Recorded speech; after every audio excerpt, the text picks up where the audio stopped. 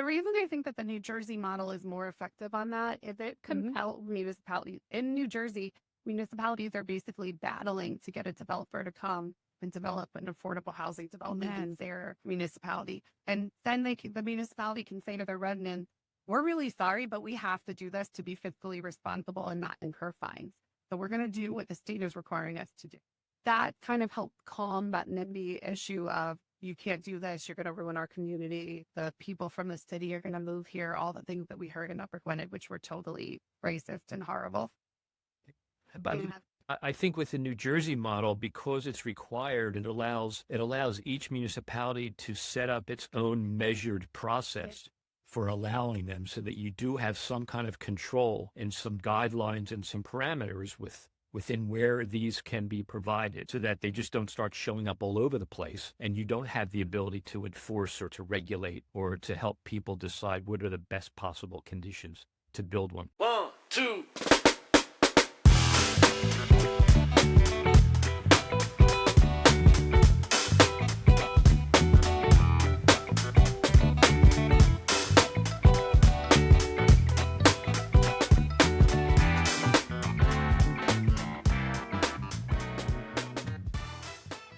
What does affordable housing mean to you? As my guest John Ernst asks in today's conversation, affordable to whom? John is the manager of Lansdale Borough in Montgomery County, Pennsylvania, a suburb outside Philadelphia. Also with us today is Sandra Zadell, the manager of neighboring Upper Gwinnett Township. Together, John and Sandra talk about what housing pressure looks like from the municipal manager's desk. Welcome to the show. I'm Nancy Hess, organization development consultant by trade, local government enthusiast by heart.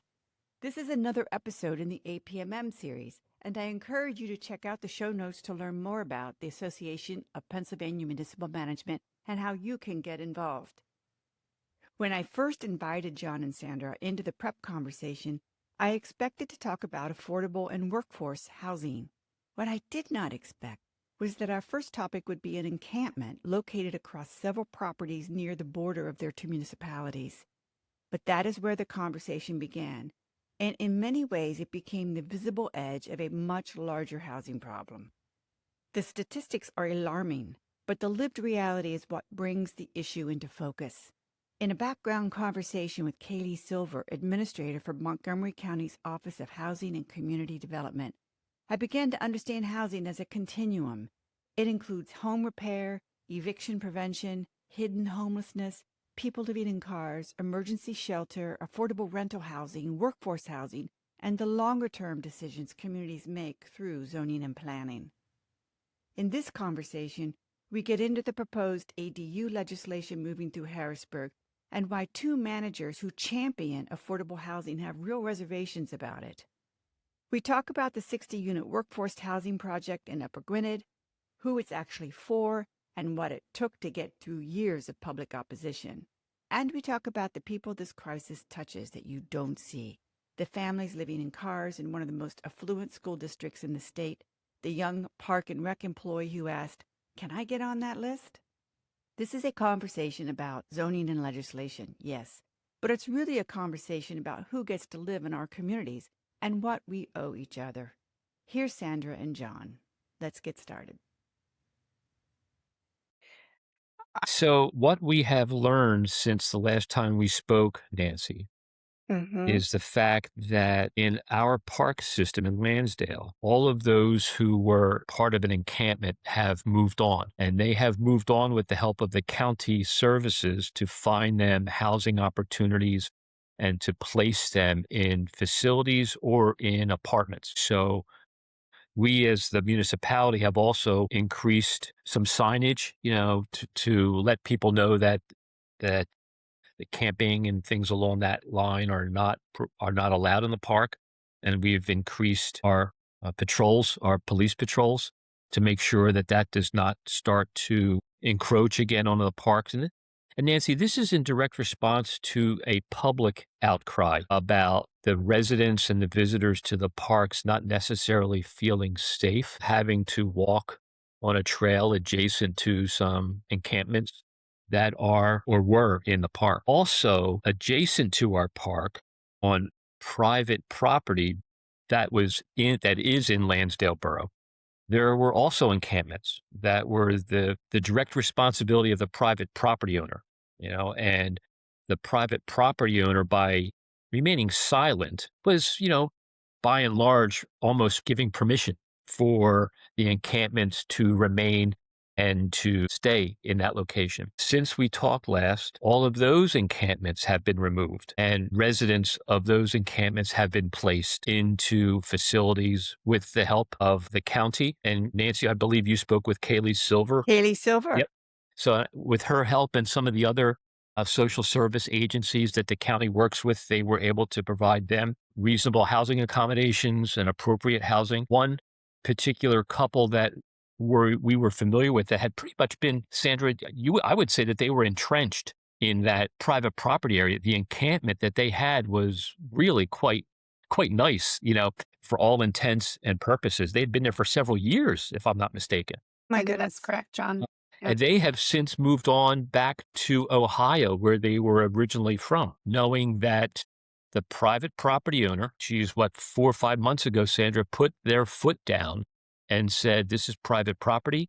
We are going to take measures to clear the property and remove the encampments. And you've got notice to do this. But it happened in the winter and moved into the spring. And then finally, within the past couple of weeks, the police department in Lansdale Borough started issuing citations for trespassing for the residents that were living in those encampments. Just an important note that you wouldn't have been able to do that without the cooperation of the property owner, right, John? That's correct. I think that was like a big that's a turning good point. point for the whole encampment was that finally all 3 property owners were on board, and you really need a property owner to say, here's the line and we're not crossing it. Which was correct, completely different from their previous stance of being silent and almost giving permission by not getting involved and not saying anything.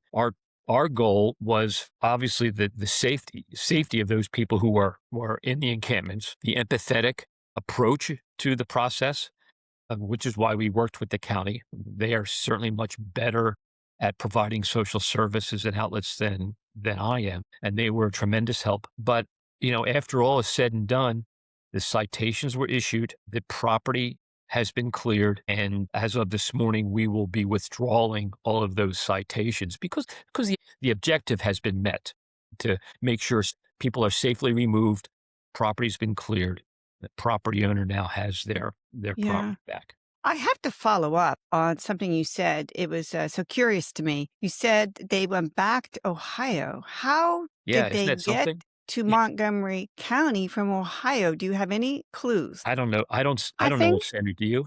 I think that they do occasionally work. So I think it's a thing that people think about the unhoused is that they don't have jobs or that they don't have any money. And I don't think that's always the case. I think that a lot of times they do have like gig type work, such as like Mhm. Uber drivers, Uber Eats, DoorDash, etc. So they do have a way to sort of earn money sometimes, some of them. It's There's just usually that they're underemployed, that their earnings just aren't enough to support a house, but maybe enough to support like a bus I'm ticket or thinking of something. Yeah. Yeah, I'm thinking of the communication, and I'm thinking that there must be some connections. If you think about just sort of migratory patterns, somebody arrives in Montgomery and finds out that there's this plot of land that nobody seems to be moving them from. And so they let somehow their friends, There is like I'm sure some of them have phones, they call and they say, you guys should come here. And I suppose that public transportation is available if they don't have cars. Yeah, both of our communities, like there is a train Yeah. station right near the site that was the encampment. Yeah. And I would say from what I've heard from the county and what I think was true in this encampment that spanned both of our municipalities and 3 properties is that they are, once it becomes like a popular spot and it's safe and people aren't going to move you off of it, more people come. So in January, when this began, there were 19 people unhoused on these 3 sites. And now, we're really proud to say that there's 0 and that they all are living safely. I mean, we hope they're still Yeah, living sure. safely inside, but initially they are. So with the top number on that private site, you would say was about 19? That was between the 3 sites. That was John. between the The 3? sites. Yeah. The one site in Upper Gwinnett and the other site in Okay. Lansdale. I th- But Nancy, Nancy, to your point, though, I think that there is a very, I don't want to say sophisticated, but there's a very Hmm. active, silent support system for Hmm. those that are unhoused and how information is passed and how services are provided. Because in my interaction with those who are unhoused, they are all connected by cell phone. They all have some way of communication. And I don't know where the cell phone bill is coming from. I don't know if they're burner phones I or think they're prepaid. are they Yeah. prepaid. And I believe that there's a lot of faith-based organizations that reach out and help those who are unhoused with some of these accessories and these abilities to communicate. Because think about it, if you're looking for a job and you fill out an application, what do you put down as your address? How does a prospective employer reach out to you to say, hey, we come on in for an interview? I mean, you need to have some form of communication to be Hmm. able to respond to that if that situation arises. Yeah. There was a movie several years ago, the one on Academy Award, a documentary, and I cannot remember the name, but I'll put it in the notes. But it follows a woman around who lives in her van and she goes from campground to campground. And the movie really shows the network that you just were alluding to, John. And many of them learn. So I'd learn maybe from you that if I park in this campground and volunteer, they're not going to bother me. If I clean restrooms, they're going to let me stay in that campground.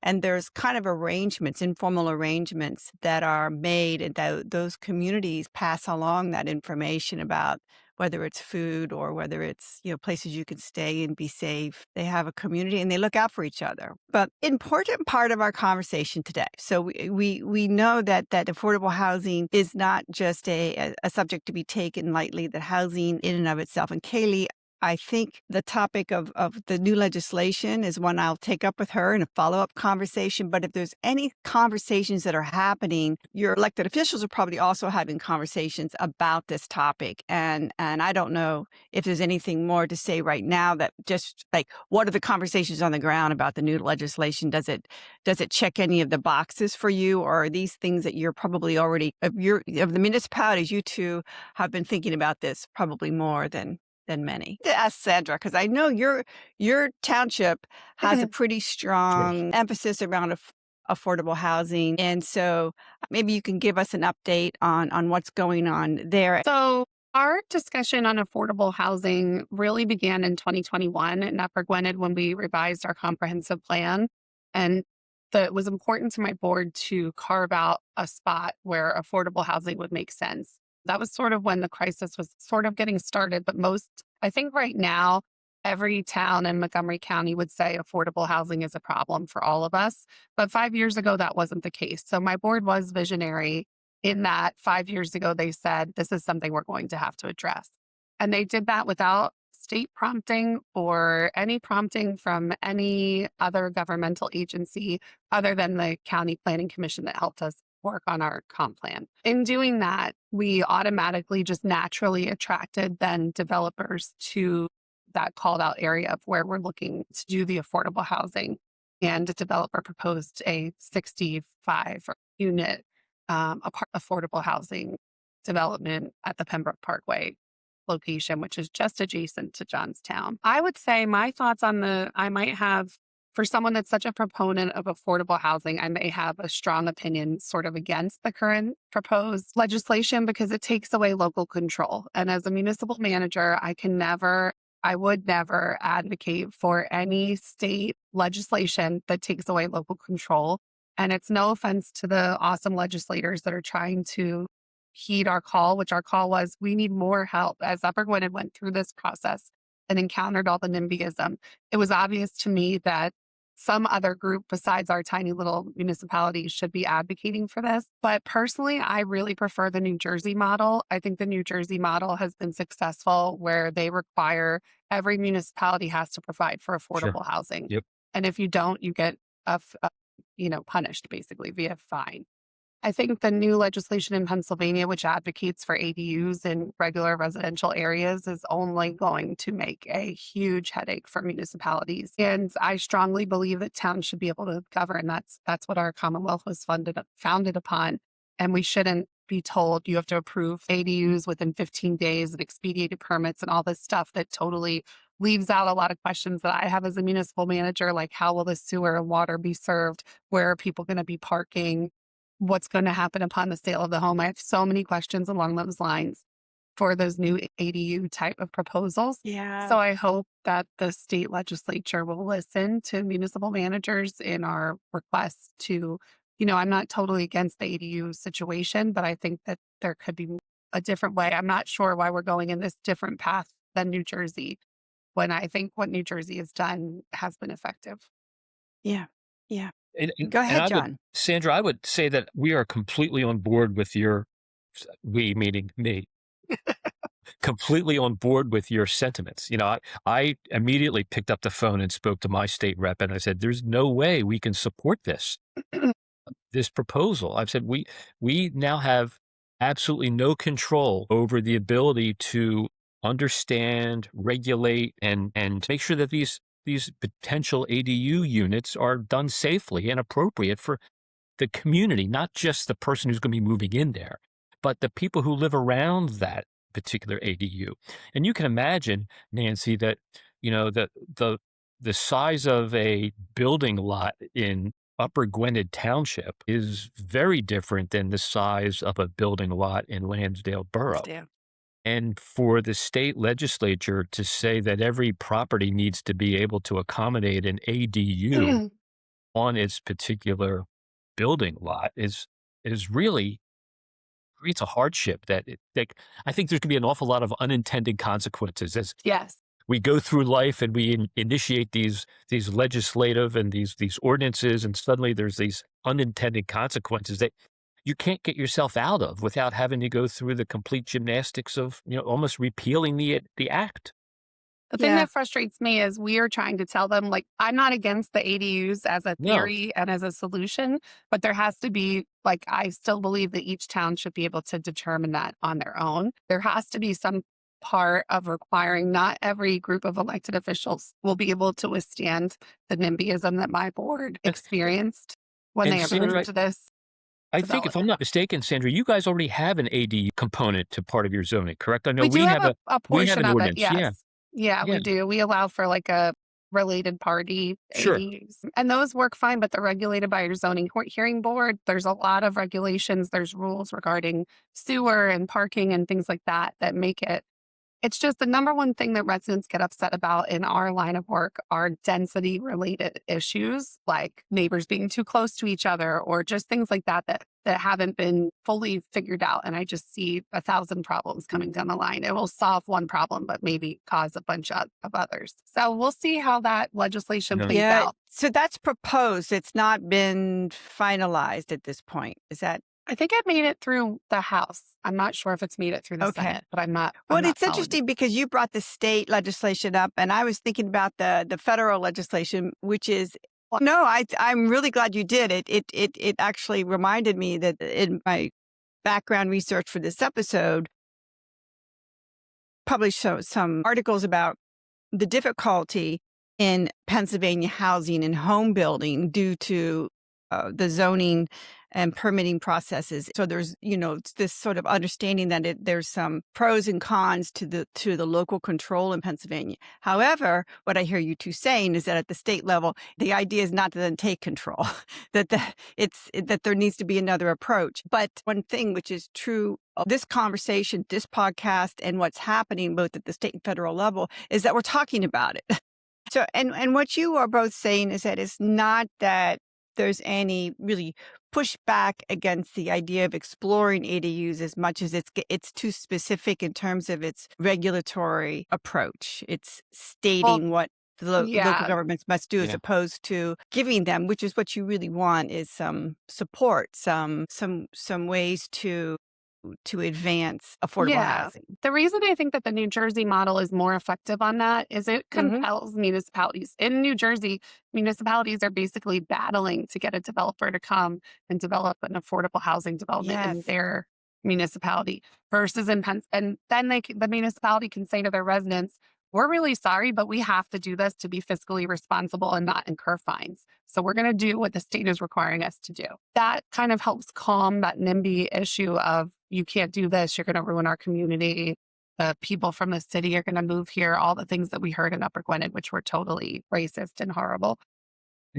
I mean, And I think with the New Jersey model, because it's required, it allows each municipality to set up its own measured process yeah, for allowing them, so that you do have some kind of control and some guidelines and some parameters within where these can be provided, so that they just don't start showing up all over the place, and you don't have the ability to enforce or to regulate or to help people decide what are the best possible conditions to build one. yeah, So you especially set for it. affordable housing where Yeah, maybe you need to be close to public transportation or walkable to a grocery store or something along those Yeah. lines. That's what we did in Upper Gwinnett is we picked a parcel and a series of parcels that are very close to a train station. It makes a lot of sense. It's TOD and affordable, which are two great planning options. And that is something that only our local officials would know is the best place for something like that versus the current proposal in the Pennsylvania state legislature, which is to allow it everywhere. There's a lot of space between those two ends of the spectrum. It's a very interesting conundrum. I was down in Aston Township visiting this week, and I'm driving along. I'd never been there before, and I'm driving along the main fairway through, and there is this perfectly lovely trailer park. Now, when you say trailer park, everybody goes, oh, no, not in our community. But it was like a 55 and older kind of community. It was sure. perfectly groomed. We need more of And those. it was Yeah. right alongside some nice condominiums. I talked to the commissioners about it, and I said, how did you manage to get such a blend of housing? But it's an old community. And I don't know how that strikes you, but I can imagine like at the ADU, if you said, I'm putting a trailer in my backyard, that's probably would be a hard sell. Is that correct? Yeah, but the new legislation Sure. will just preempt us and force us to allow it, which is what my problem is with it versus what you're describing, which is like a planned community that planned makes a lot of community. sense. Yeah. That's why which- zoning exists. That's the whole purpose. Well, that leads us to a more formal discussion around the projects that are right near your train stations. And there is a very important project that Sandra shared with us that I want you to share with the listeners now, how you arrived at this, what I term workforce. And John's approach with some of the development there has been of a different nature. You are moving towards some affordable component, or Sure. these are two Yeah. important approaches, and you're right next to each other. It's the same train station. So let's start with Sandra. Thank you. So I mentioned earlier, we started the process in 2021 with our comprehensive plan redo that hadn't been done since 2004. So in that discussion with the planning consultants, we selected an area which is pretty much surrounded by industrial use, very close, walkable to the train station, and right on the border of Lansdale Borough. This area is not surrounded by much other residential. There's train tracks and woods that surround additional residential to the rear. And then around the front is more industrial. Once we put that in our comp plan, I feel like it was like a couple weeks after we published the comp plan that we were contacted by a New Jersey-based developer.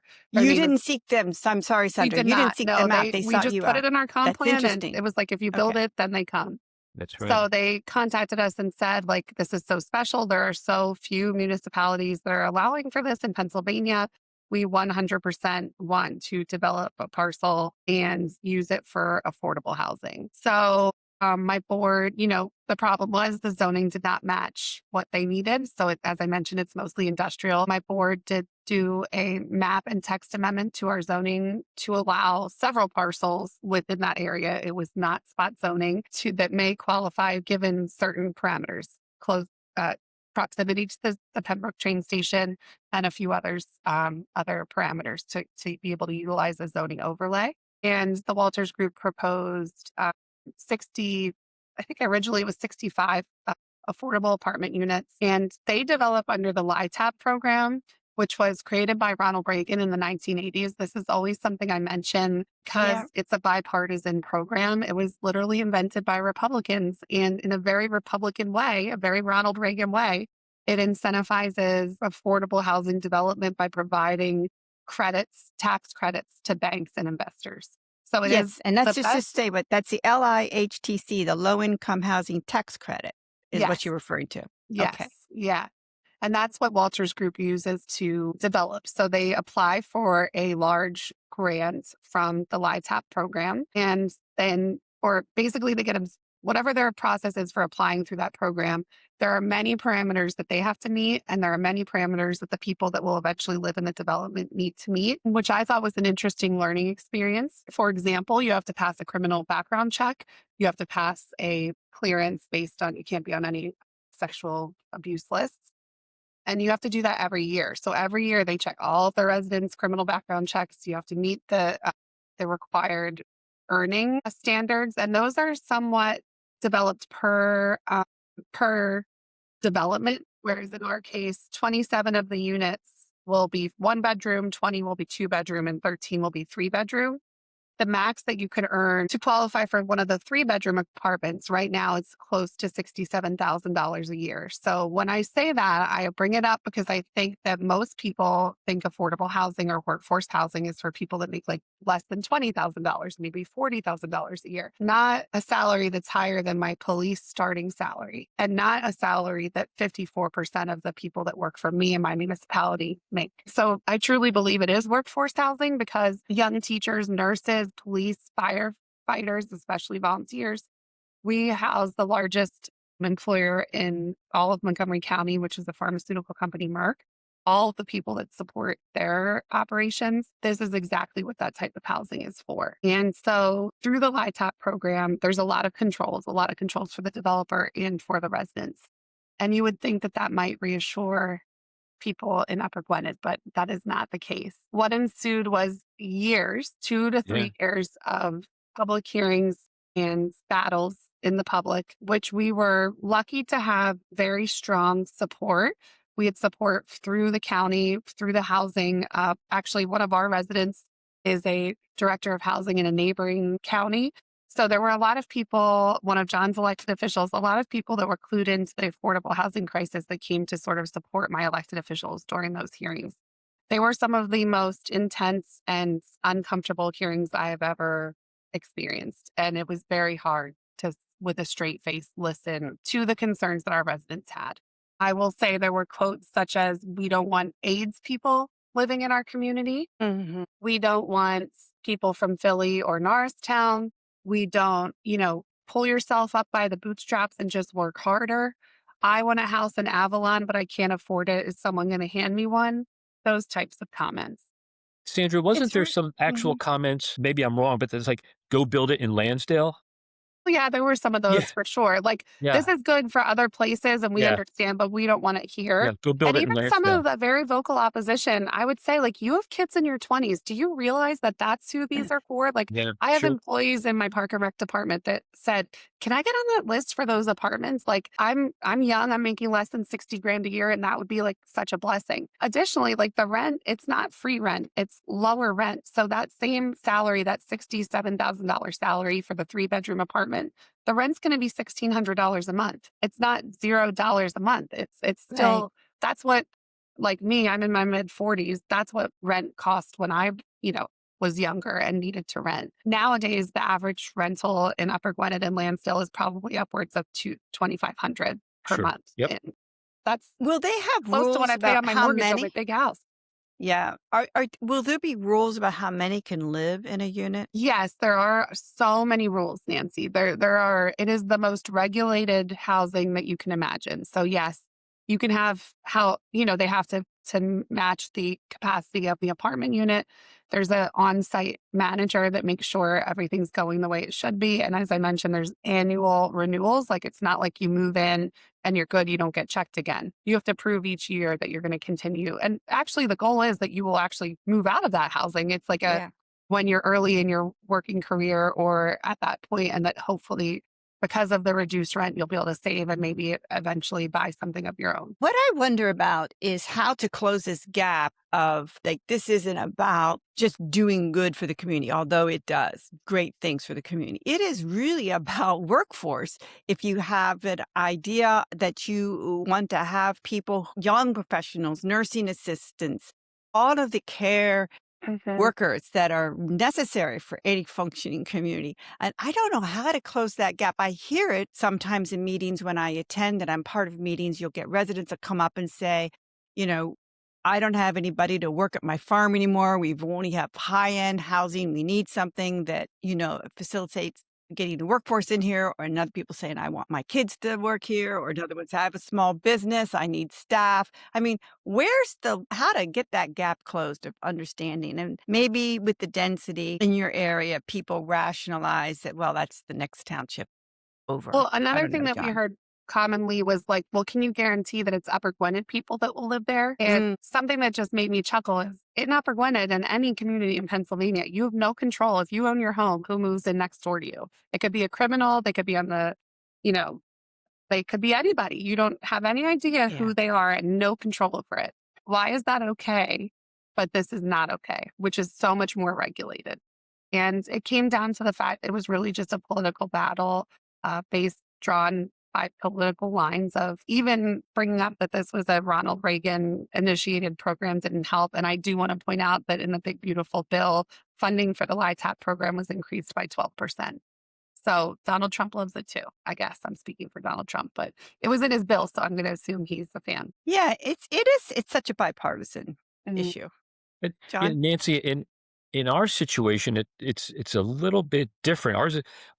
Ours is the developer that's proposing ours is kind of looking at what I would call like an old school mentality. So the development that is being proposed in Lansdale actually happens to be almost exactly in between Sandra's development at Walters Group and the same train station that she's talking about. So we're like splitting the difference right in between the two.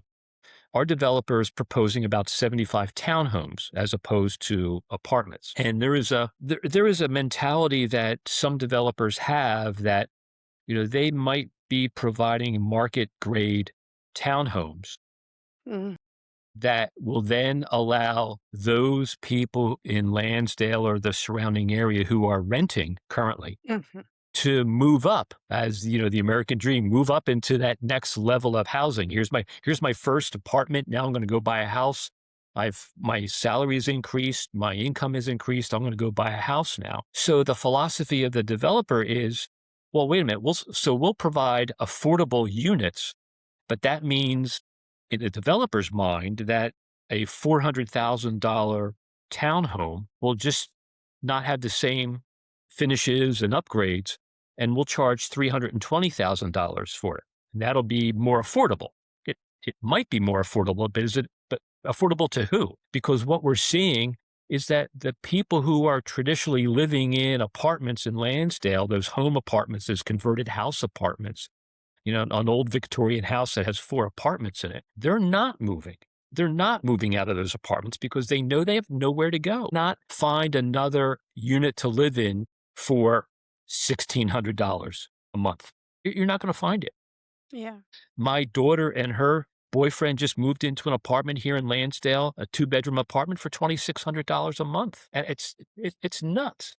Yeah. There are layers to this that I'm sure local government cannot fix it, but like where I live, it's a condominium association. So you buy that second home and you rent it out for additional income, and it's part of that accumulation of wealth, but it's very small. We have now companies that just grab up because they're large companies. They can pay a lot more for a townhome, and so they're snatching them up and renting them out. Yep. Mm-hmm. And it is not desirable. I mean, in our association, we're trying to block saying you have to live here for a while or before you can rent, and or you have to disclose, at least be transparent. What it feels like to me is that there's some interference with the free market. We associate with free market with the ability to go in and negotiate on a place to live or have a choice. But the choice is gone, and the ability to negotiate with some large entity that basically says this is it. Yeah. They know that if you can't afford the apartment at that price, then the next person walking in the door will, or will be paying even more for it. Right. But here's the other issue that I don't understand why there's a gap in understanding. There are young people who are putting so much investment into these homes or perhaps paying out in apartments that is putting them in a category of risk at a very young age of debt. That is definitely true. And again, local government, I don't know that there's anything that could be done here except for weighing in on this is what we see. This is what's happening here. Yeah, I think it's one of those things where you just have to try to make small changes in your community.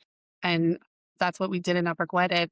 I want to talk about a book that I read that really informed my feelings about affordable housing and share it just in case anyone else wants to I read would it. love that. And it's Evicted by Matthew Desmond. I read that book actually in like 2020, right before we embarked on our comp plan. It really talks about how eviction affects families Mm. and it does approach it from both the landlord perspective and the tenant perspective. Because I think sometimes we think like, why are landlords so greedy? They keep raising the rent, et cetera. And a lot of landlords, that book is specifically in a city setting, which is different than our suburban settings where John and I work. But I think the issue is the same. Landlords are landlords because they're building an investment and trying to make money. Like that's Sure. what they're doing. And also they have a lot of costs associated with those buildings and they need to cover those costs. And I think some landlords would say like raising taxes, rising costs for heat, electric, like there's a lot of rising costs that affect everybody, landlords and tenants. But the thing that really struck me about that book more than the landlord perspective is the tenant perspective of how terrible it is to have to move so frequently. Like if you get evicted and having to move, how that disrupts your children being able to go to school, you being able to hold a job, as John was talking earlier about, you have to have an address, and just how big of a problem that is in American cities. But I think if you read it, it can give you an informed approach to what it feels like, which some of us might forget to be housing insecure. It's Yeah. very serious.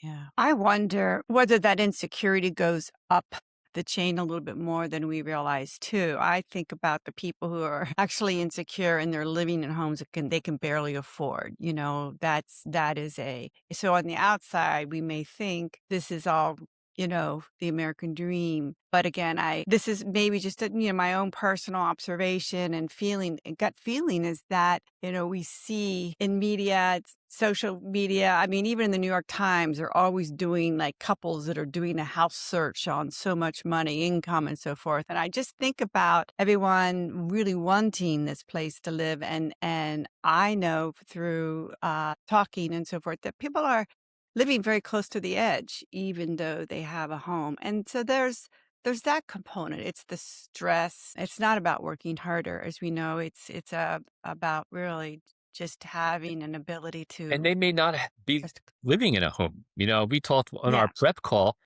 Here we are, Sandra and I both work in one of the most affluent school districts in the yeah, state, one of the yeah, largest and most affluent, North Penn School District. And in my conversations with the superintendent or other principals at various schools, there's a population of families and students that are living in cars that go to our schools on a daily basis. And we're certainly not the only school district in the state that's experiencing that.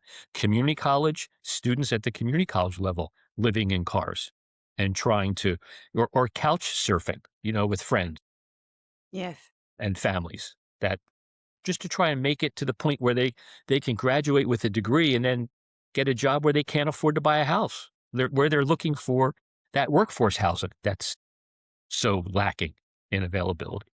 And I don't know if you see this in your area, but I see this even in the Hershey area. Because I'm a walker and I'll walk by a house and I'll see, 5 cars in the driveway. And I'll see on different days, different people coming out of there. There's multiple adults living there. And I think this is happening more at the local level where there's just multiple families living inside homes. Because you can't do And it alone.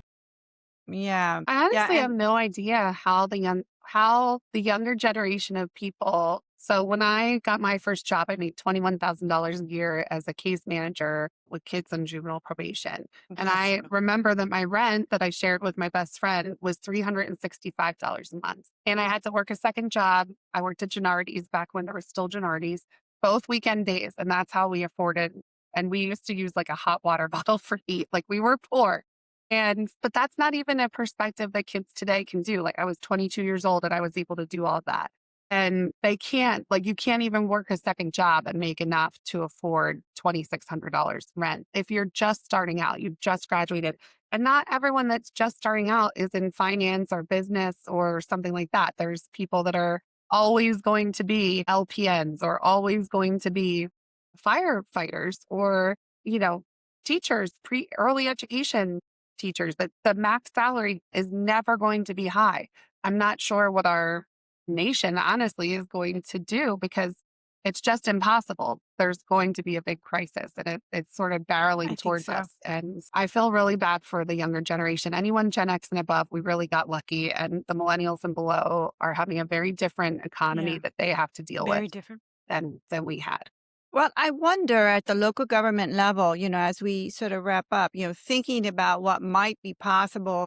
Back to an early point about local control in Pennsylvania, that seems like a positive. We might talk about that in a moment. That there is one of the beautiful things about Pennsylvania is you can drive through it and see just communities that all look different, but that also requires a lot of conversations between those municipalities to learn what's working, what's not working, learn from each other. And I don't know, what else you might say you see going forward that looks like it's on the right. I certainly would name that workforce housing as a excellent example of what's possible if you get the right community. And I think those communities will lead the way, and others people will say, we should have one of those here because that worked really well in Upper Gwinnett. I hope other people say that. And I hope they're brave enough to Yeah. deal with the NIMBYism, which is difficult for elected officials to face a room of screaming people saying, you're going to ruin our town, when my elected officials knew they're not going to ruin our town. Right. And in fact, everything will be fine. I'm Yeah. just so certain that everything is going to be fine. It's going to be better than fine. One of Yeah. the Nancy, Yes, one of the John, go things ahead. that we did here in Lansdale recently, we worked with the county to open up a shelter for unhoused that are, again, like Sandra's project. Good job, John. So needed. So it's got like 20 some 20, I'll say 25 beds just to keep the numbers even. We worked with the county worked with a local and a private building owner, and we started to look at it a little bit differently. Instead of saying, hey, here's a location that might be good for what you need, we kind of took it a step further and said, here's a location that actually, by zoning rights, allows you to do what you want to do. So that immediately it took out the NIMBYism from the equation, because it by right is allowed by zoning to be in that location. And I don't want to say it's underhanded, but it's a kind of like a backdoor way of getting a project approved and allowing the project and the county to build some street credibility and help allay the fears of the neighbors that indicate, hey, this is a good project. There are not the concerns that we initially may have had if we were all brought into a meeting with pitchforks and expressed our concerns. This is a project that went forward. It did not need any zoning approval. It did not need to notify any neighbors about a specific zoning hearing that they had to go to be aware that this was happening. It just happened because it was allowed by right. Now, I will say that, once people did find out that it was there was a couple of people who raised some concerns. Those concerns were addressed. Fears were discussed, and none of the fears that were brought to the table had come to fruition. And it's operating smoothly. People are living there. It has full occupancy with a waiting list. So one of the ways that we did it is, let's find the property first that allows you to do it, and then we'll get it approved, instead of trying to say that's a great location. Now let's go through the zoning process to see if it can be allowed to be. Yeah. Yeah, that's excellent. I mean, again, that is a perfect example that people can look at and consider for their own communities in terms of how they want to address this issue. And a lot of this is going back to keeping families together. To your point, Sandra, in the book Evicted, I mean, you end up tearing families apart, which tears communities apart. And it's not always visible, but it is. I do believe that these are the small things that make a culture. This is what makes a community. It's a way to show up for humanity. And that's not a political leaning. That is just a human desire. And I think that what we're talking about today is just the seeds that need to be planted. And I think we're having this conversation today to bring awareness, to interest other municipalities that may be coming forward and sharing what they're doing. It feels very meaningful to work. I'm Mhm. sure John feels Agreed. that way about his Yeah. shelter in Lansdale, especially, as John and I were working together on the issue of the unhoused. It's just actually shocking. John's municipality just worked to open that site with all those beds, and none of those beds were really available for the 19 house people we had, because we need so many more beds. We need Yeah. 500 beds in Montgomery County, and we have like 20 or Yeah. maybe 100 now. Yeah. And it's just a very significant crisis, and it's going to be something that people have to pay attention to.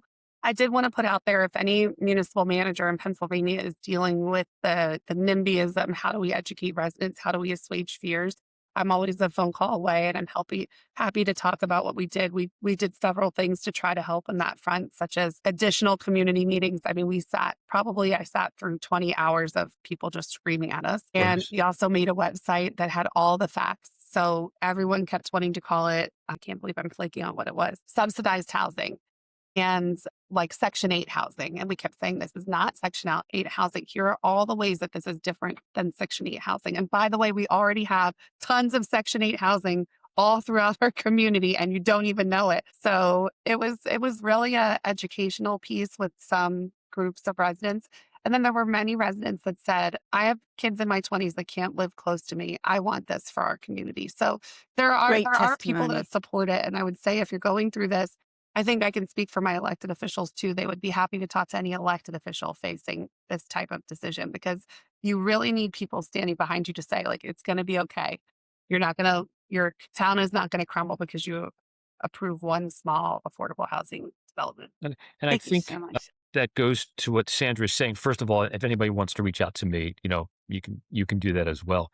But I think, Sandra, it goes to highlight what many of us do, and many issues that we all deal with on a regular basis, is that when there's a new initiative or a new topic coming through the municipality, those who are opposed are going to be the ones that show up at a meeting and are the most vocal.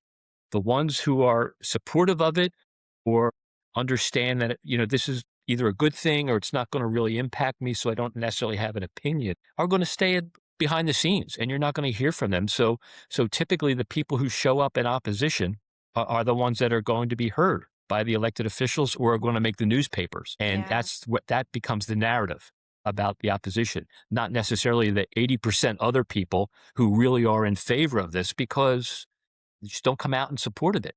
The election teaches you that that's so true. Yep. Because during this process, we did have an election where 3 of my board members of 5 were up for reelection. And the opposition sent mailers to every single home in Upper Gwinnett with what looks like a tenement home on the front, saying like they're turning Upper Oh my Gwinnett into gosh. Philadelphia. And what is actually being built looks like beautiful townhomes. So it's kind of a funny juxtaposition. And that made zero effect in the Yeah. election. And that is how my board knows that they are truly representative democracy, where they are representing the majority, not just the voices that fill the room in Yeah. fearful opposition. I'll tell you, if I had just the funds and the time to tackle the topic, I would love to get youth, and I would just stay behind the scenes, and I have the youth go out and interview people on the street. What do they think about the housing, and maybe even talk to those people that show up at the meetings. I just like to see a young kid have that, maybe a teenager, talk with that adult who's so angry, saying, "No, tell me what is it you're angry at here? I mean, let's make sense of what it is we're fighting. Let's name it, I think it's fear And- of change, racism, Yeah. and also just a stubborn determination that everyone needs to work hard and shouldn't get anything given to them. Yeah. And Which to John's I did point, point out, like, there are people that I don't know if anyone knows this out there in the listening world, but you could have like 3 jobs and still make no money and be someone that works very hard. Like I don't, I the totally agree. high salary doesn't mean that you work hard. You know, you can have a low salary and still work really hard. Sure. It's just, it's a, It's blows my mind. reality. It's reality. Yeah. Yeah. So, you two, thank you so much. I'm going to let you go. This has been a great conversation. And I think this is the beginning of some change. It's been coming for a while, but Yeah. I think you two are on the frontier, and I appreciate you showing up and talking about it. And I'd love to know if anything develops or you have a recommendation for a future episode. I'm very excited to get this one out. So, Nancy, thanks. Like, Thank you, before we Nancy. leave, I do want to say that, we would not be as strong of an advocate for these homelessness issues, the unhoused, or if it wasn't for a strong partner like Sandra and Upper Gwinnett. yeah. I think the teamwork that we have developed through some of these issues and learning from each other and taking examples from each other has really helped. And whenever there's an opportunity for municipalities to share and to work together, there's no sense in reinventing the wheel. I think we all do that as managers. We just don't have the time to reinvent the wheel. So we're always taking ideas that are successful from each other. And I'll thank Sandra for her Right back at leadership you, and John. partnership in this. So Yeah, John and I have a very easy time running towns right next to each other because of that. And there's a lot of openness in our communication. And so many times I've said, I'm glad it's you that I'm in this yeah, with. So right back at you, John. yeah, awesome. Thanks, you two. Yep. Great Have a great conversation. weekend, folks. Yeah. Yeah. 1, 2.